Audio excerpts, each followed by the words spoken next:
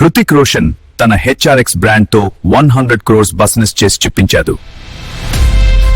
ఒక Bollywood super star సొంతంగా ఒక్క వస్తువు కూడా తయారు చేయకుండా ఏకంగా 1000 కోట్ల రూపాయల విలువైన బ్రాండును ఎలా కట్టగలిగారు? అసలు ఇది ఎలా సాధ్యం? రండి, ఈ విశ్లేషణలో హృతిక్ రోషన్ హెచ్ఆర్ఎక్స్ బ్రాండ్ వెనుకున్న ఆ అసాధారణమైన బిజినెస్ స్ట్రాటజీ ఏంటో చూద్దాం. అవును, అక్షరాల 1000 కోట్లు. హెచ్ఆర్ఎక్స్ బ్రాండ్ విలువ ఇప్పుడు ఆ మార్కును దాటిపోయింది. ఇది జస్ట్ ఒక సెలబ్రిటీ బ్రాండ్ మాత్రమే కాదు, ఇదొక బిజినెస్ సంచలనమన్నమాట. ఇక్కడే ఉంది అసలు పాయింట్. ఆలోచించండి, ఒక టీ-షర్ట్ కానీ, ఒక జత షూస్ కానీ ఏదైనా తయారు చెయ్యాలంటే ఫ్యాక్టరీ కావాలి కదా. మరి వీళ్ళు ఫ్యాక్టరీనే లేకుండా దీన్ని ఎలా సాధించారు? ఈ ఒక్క ప్రశ్నకు సమాధానం దొరికితే చాలు, మొత్తం కథ మనకు అర్థమైపోతుంది. సరే, ఇప్పుడు కాస్త డీప్గా వెళ్దాం. ఈ కథ 2013లో ఎలా మొదలైందో చూద్దాం. అప్పుడు మార్కెట్ పరిస్థితి ఇప్పట్లా అస్సలు లేదు, పూర్తిగా వేరు. చూడండి, ఆ టైంలో మార్కెట్లో ఒక పెద్ద గ్యాప్ ఉండేది. నైకీ, అడిడాస్ లాంటి పెద్ద పెద్ద ఇంటర్నేషనల్ బ్రాండ్స్ ఉన్నాయి, కాని వాటి స్పోర్ట్స్ వేర్ ధరలు ఆకాశంలో ఉండేవి. చాలామంది భారతీయులకు అవి అందుబాటులో లేవన్నమాట. ఈ ధరల తేడా చూడండి, చాలా పెద్దది. ఇంటర్నేషనల్ బ్రాండ్స్తో పోలిస్తే దాదాపు సగానికి సగం తక్కువ ధరకు ప్రోడక్ట్స్ ఇవ్వాలన్నది హెచ్ఆర్ఎక్స్ ప్లాన్. వాళ్లు టార్గెట్ చేసింది డబ్బున్నవాళ్లను కాదు, మనలాంటి సాధారణ భారతీయ కస్టమర్స్ని. ఇదే వాళ్ల గేమ్ చేంజింగ్ స్ట్రాటజీ. క్వాలిటీ విషయంలో ప్రీమియంగా ఉంటూనే ధరను మాత్రం అందరికీ అందుబాటులో ఉంచడం. ఈ ఒక్క నిర్ణయమే హెచ్ఆర్ఎక్స్ను మార్కెట్లో ఒక బలమైన పోటీదారుగా నిలబెట్టింది.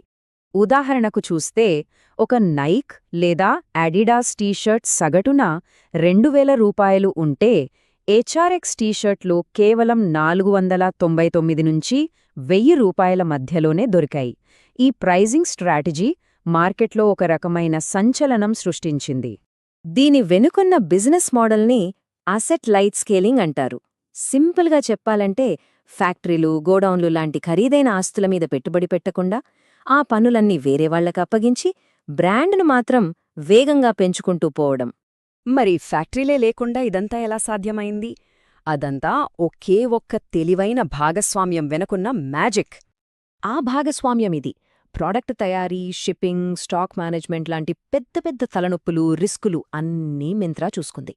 మరోపక్క హెచ్ఆర్ఎక్స్ టీం మొత్తం ఫోకస్ దేనిమీద పెట్టిందంటే, బ్రాండ్ని ఎలా క్రియేటివ్గా మార్కెట్ చెయ్యాలి అనే దానిపై మాత్రమే.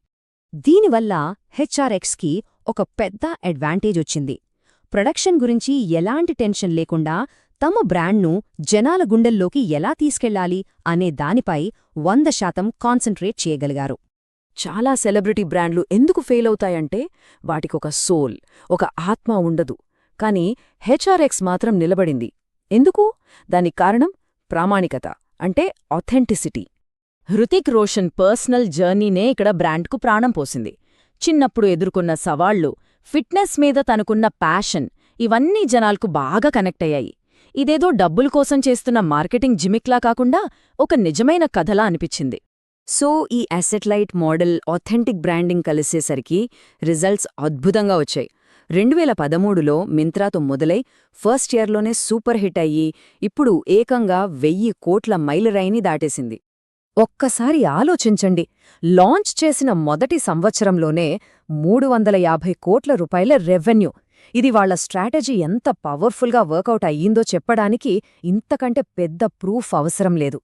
అయితే ఈ కథ నుంచే మనం నేర్చుకోవాల్సిన పాఠాలేంటి? ముఖ్యంగా ఈ మోడల్ అనేది నేటి క్రియేటర్ ఎకానమీకి ఒక పర్ఫెక్ట్ బ్లూప్రింట్ లాంటిది.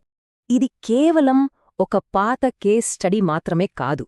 ఇప్పుడున్న యూట్యూబర్లకు, ఇన్ఫ్లుయెన్సర్లకు, సొంత బ్రాండ్ కట్టాలనుకునే ప్రతి క్రియేటర్కు ఇది ఒక శక్తివంతమైన వ్యూహం. బాలీవుడ్ స్టార్ అవ్వాల్సిన పనిలేదు. సరైన భాగస్వామి, ఒక నిజమైన కథ ఉంటే చాలు. మొత్తం హెచ్ఆర్ఎక్స్ స్ట్రాటజీని ఈ 3 సింపుల్ స్టెప్స్లో చెప్పచ్చు.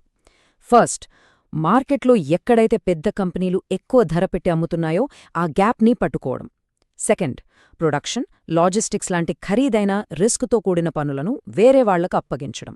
థర్డ్, ఒక నిజమైన నమ్మదగిన కథతో బ్రాండ్ను బలంగా నిర్మించడం. ముగించే ముందు ఒక్క ప్రశ్న, ఈ రోజుల్లో సప్లై చైన్లు చాలా కాంప్లెక్స్గా మారాయి కదా. మరి ఇలాంటి ప్రపంచంలో అసలొక సప్లై చైన్ను నిర్మించకపోవడమే తెలివైన పనేమో. బహుశా అతి పెద్ద సమస్యలను ఎదుర్కోకుండా వాటిని తెలివిగా దాటవేయడమే అసలైన గెలుపు కావచ్చు.